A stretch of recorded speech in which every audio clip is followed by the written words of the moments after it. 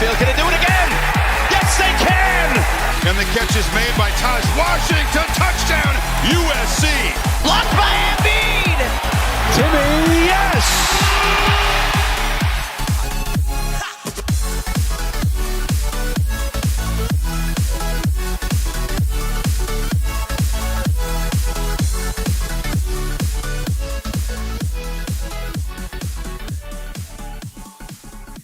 Hello, everybody, and welcome back to another episode of the Beef Up Front podcast here on Pick Swap Media. This is your host, Ryan Coyle, as always, here for a new little show this week. From now on until April, we'll be repping these out every once in a while. It's going to start to be mock draft season for me here at Beef Up Front. A lot of your teams, as we enter Week 15, out of the playoff picture, out of playoff contention. So you're already starting to focus and turn your attention towards the offseason, whether it's free agency or the draft.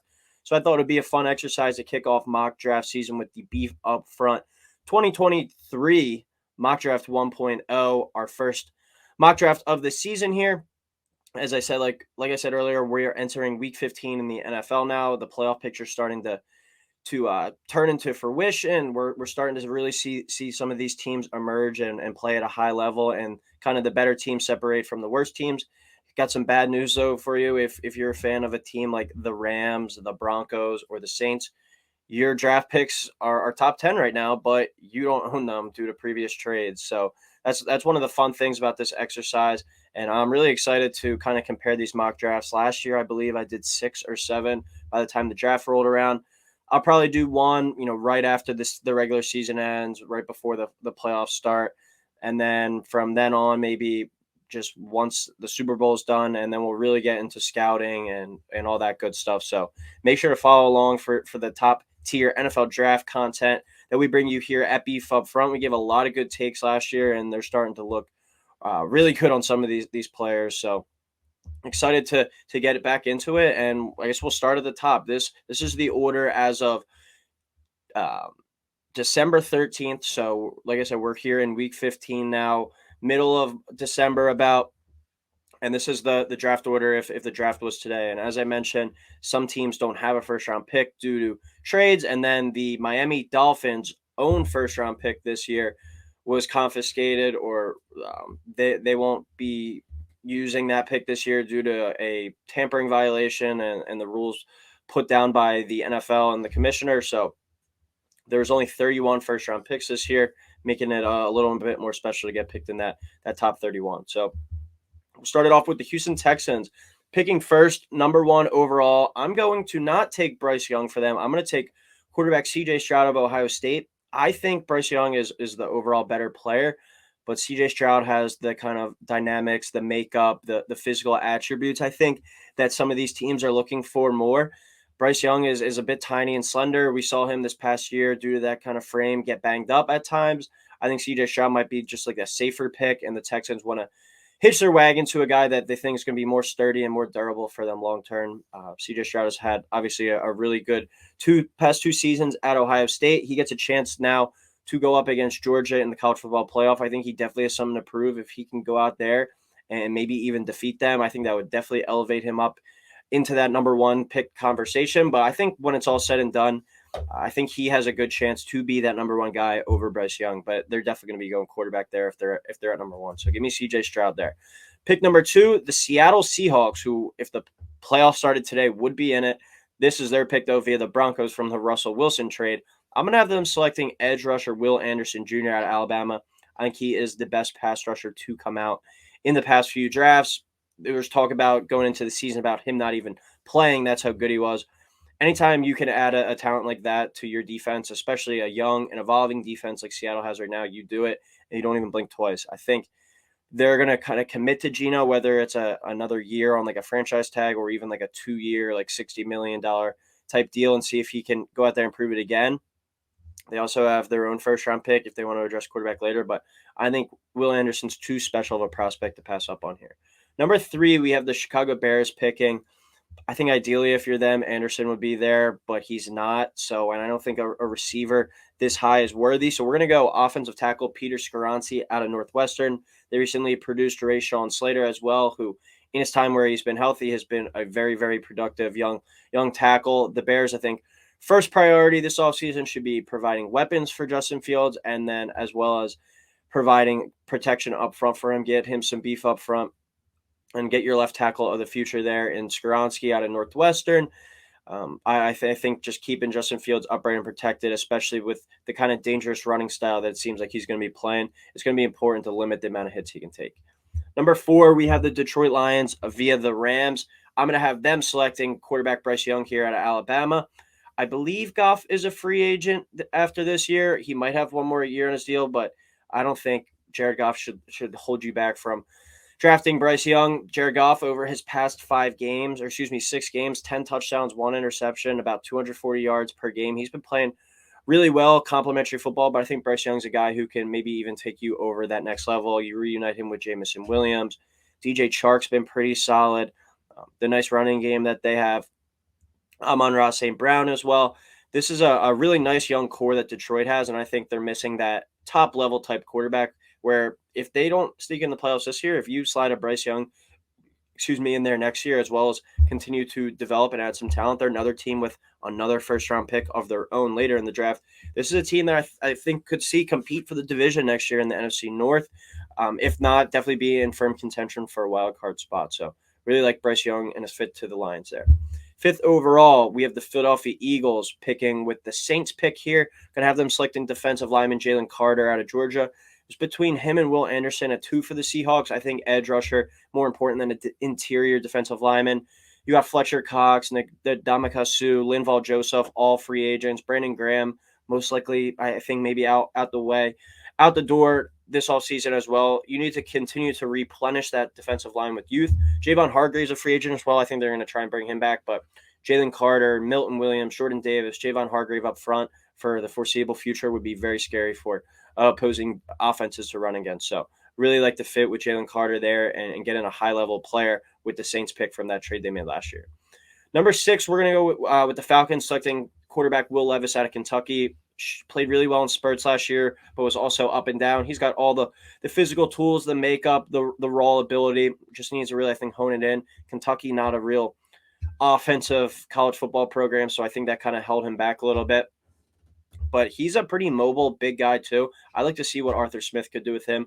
Desmond Ridder getting the start this week. Who knows? Maybe he lights it up these last few weeks and shows the Falcons that they can maybe have some faith in him going forward. But I think quarterback would be the play here. This is a Falcons team that I think has overachieved these past 2 years. You get the quarterback in there now with some of this other young developing talent. I think that would be a nice fit.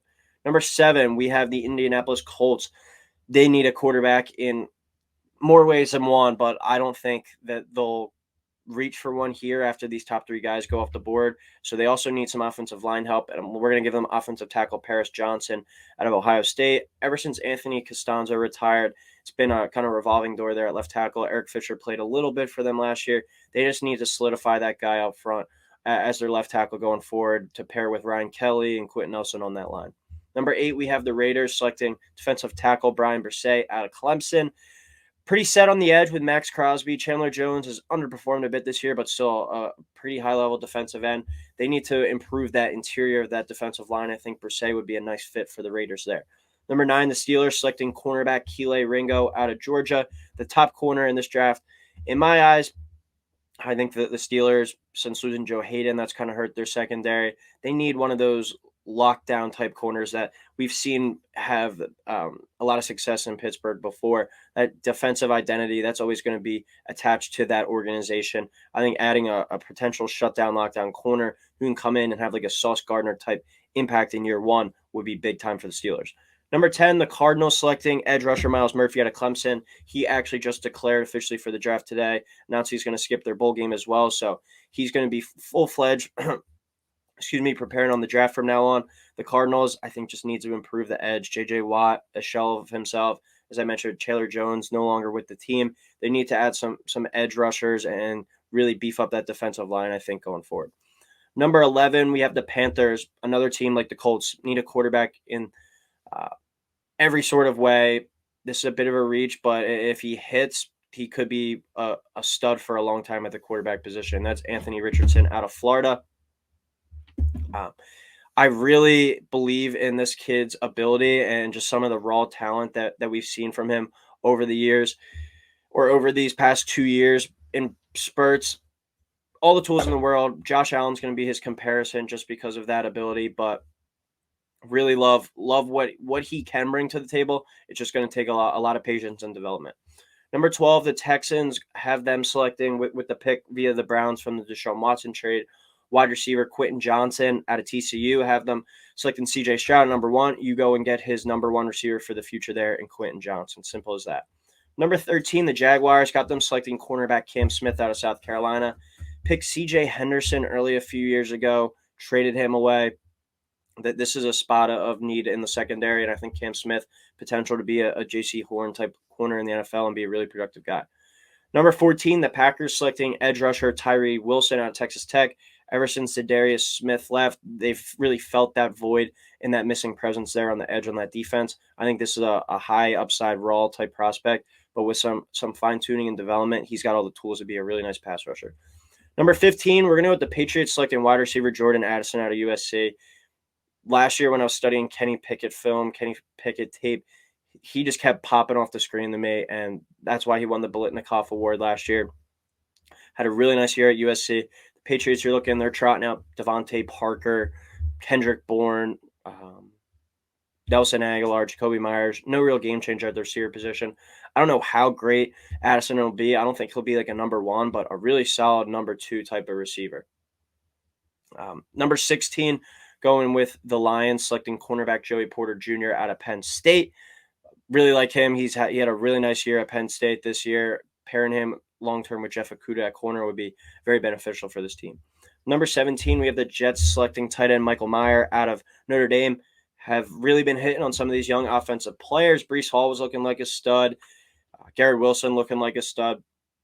Quarterback, obviously, still a question, but CJ Uzomah, the tight end now, is a pretty solid player. He's a serviceable guy, but I think Michael Mayer is a guy who can be a game-changing type tight end. Great fit there for the Jets.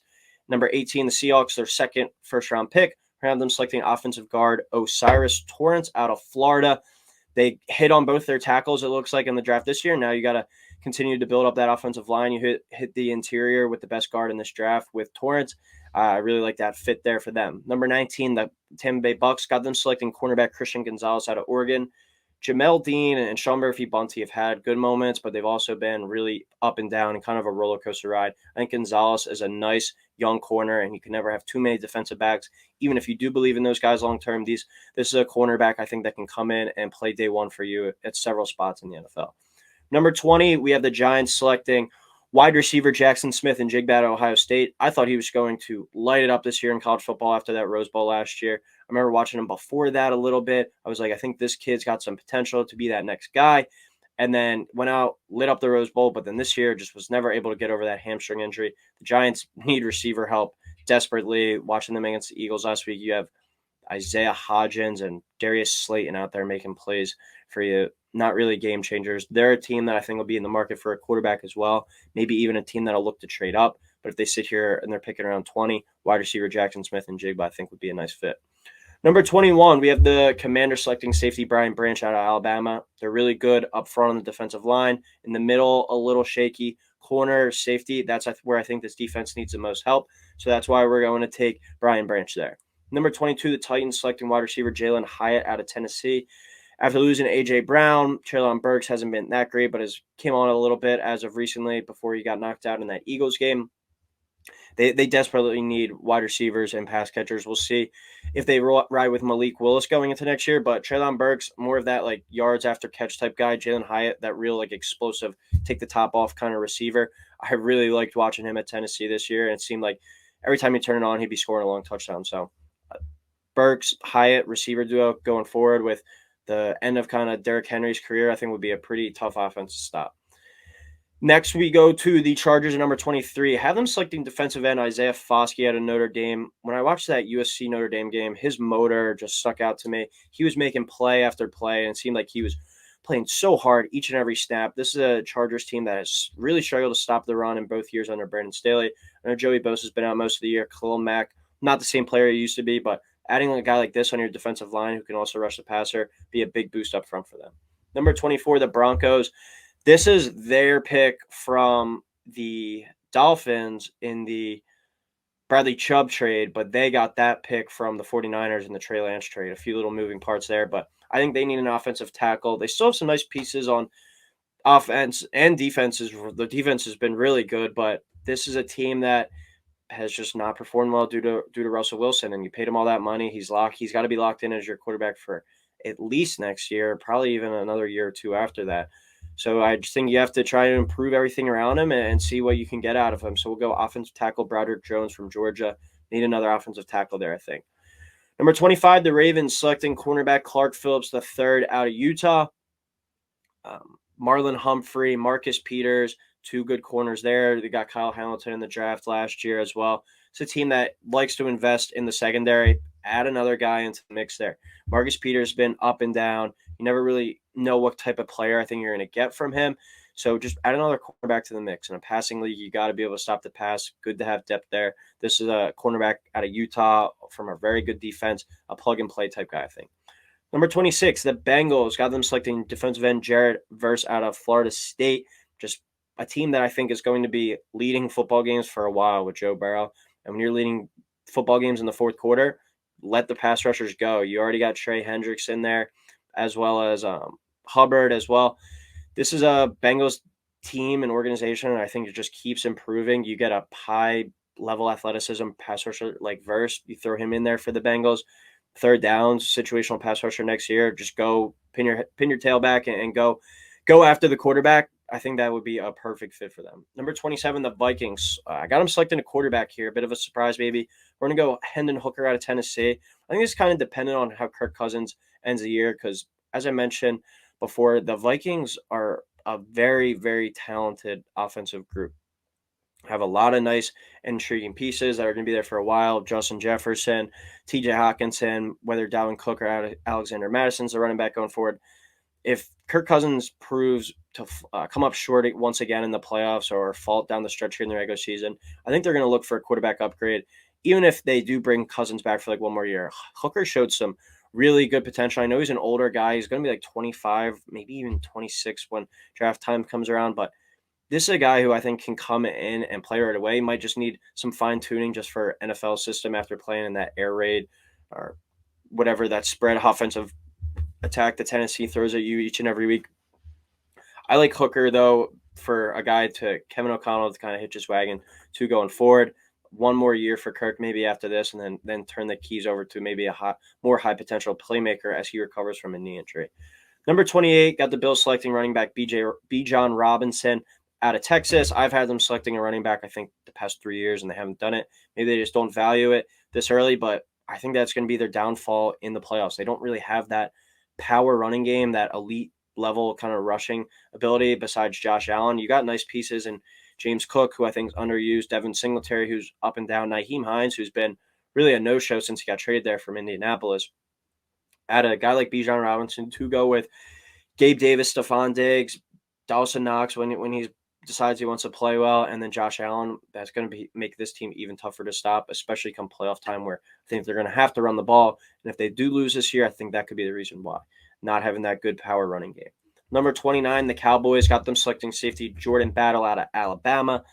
Jerry Jones loves his high level prospects from these big time schools. You look at a lot of guys on that team, Ohio State, Alabama, Oklahoma. He takes, it sounds kind of basic and simple, but he takes good players from good programs, and it tends to turn out pretty well. You can't fault the Cowboys draft history. So adding a safety, I think, is one of their main points of emphasis going forward this offseason, and one of the better ones that we've seen out of Alabama in recent years. And Jordan Battle sitting right here for them at the end of the first round.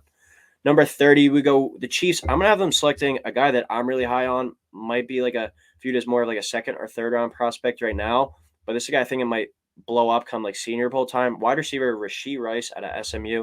Have watched SMU play a few times this year just because of that fun air raid, throw it 95 times type of team that they have.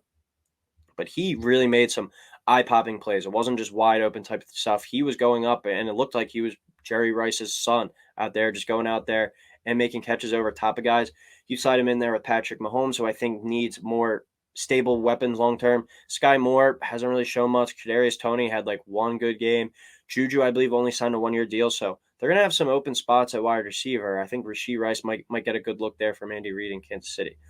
Number 31, the Eagles selecting with the last pick of the first round, cornerback Devin Witherspoon out of Illinois. James Bradbury, free agent after the year. Darius Slay has like 2 years left, but his cap numbers are pretty high. This is a team that's going to be in the market, I think, for a young cornerback going forward. It might not play next year, but for next year, just be like an additional depth piece and then maybe take over the year following. Cornerback going forward is an aging spot besides Avonte Maddox right now. I think you can really count on in Philadelphia. So adding another cornerback to that defensive secondary room would be a big time addition. So that'll do it for the beef up front.